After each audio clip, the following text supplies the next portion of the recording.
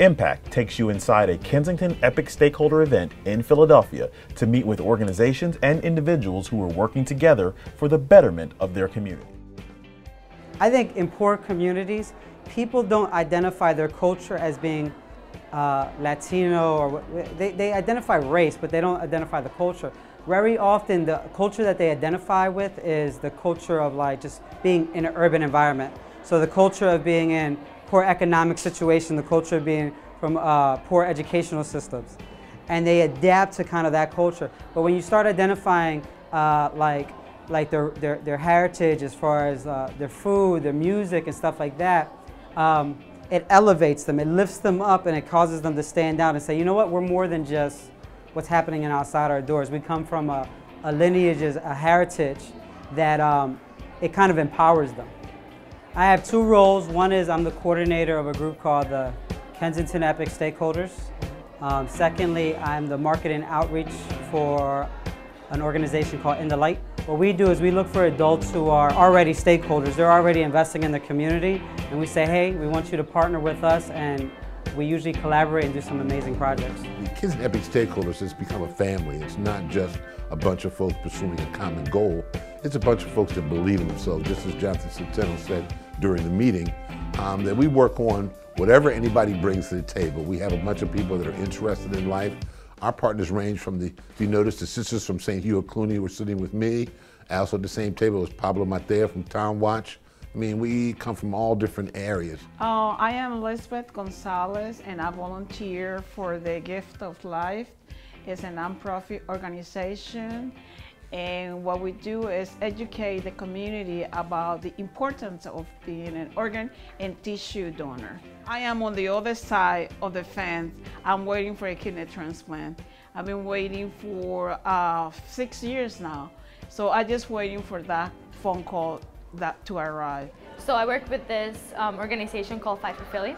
We're a community group, and right now we're raising awareness in our community about the minimum wage.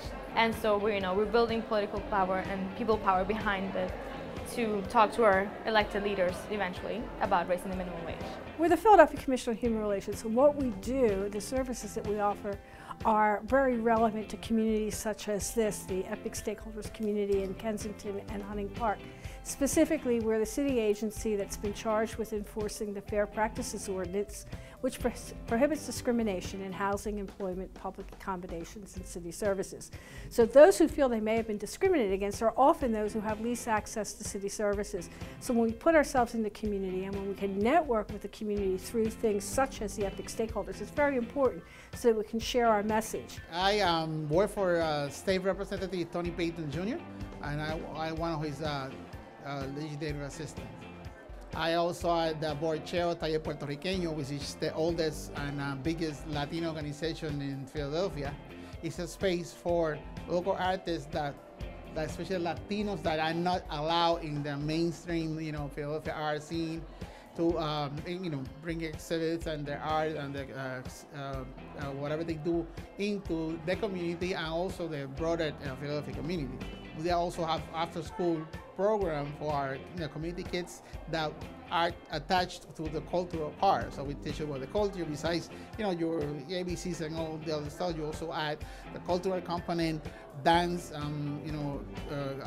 graphic arts. Also, we have a 2-year program for young adults who want to pursue a college career in the arts, to help them create a portfolio that would allow them to apply for one of the local art schools. To give you a prime example, I have this, I used to know this person that his kid was flunked in school, and she was complaining that anything he want to do is sitting in the corner to draw and make buildings. And I asked them, are you consider that maybe he want to make buildings for a living?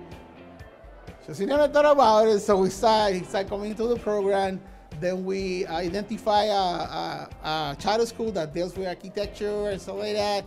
Make a long story short, he was valedictorian and he's honor roll in the school. He's in college honor roll, so he's gonna be an architect. Oftentimes, when there are needs, when there's things like poor education systems, poverty, dirty streets, it's hard to focus in. Where do I start?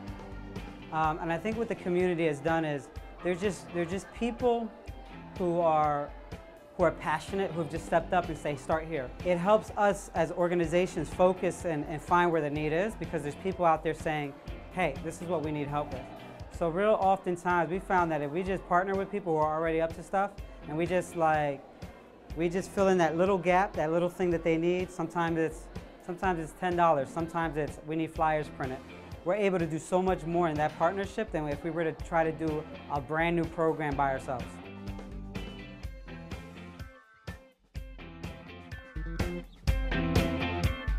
Is your organization making an impact in your community? Visit www.wildmediatv.com and submit your story today.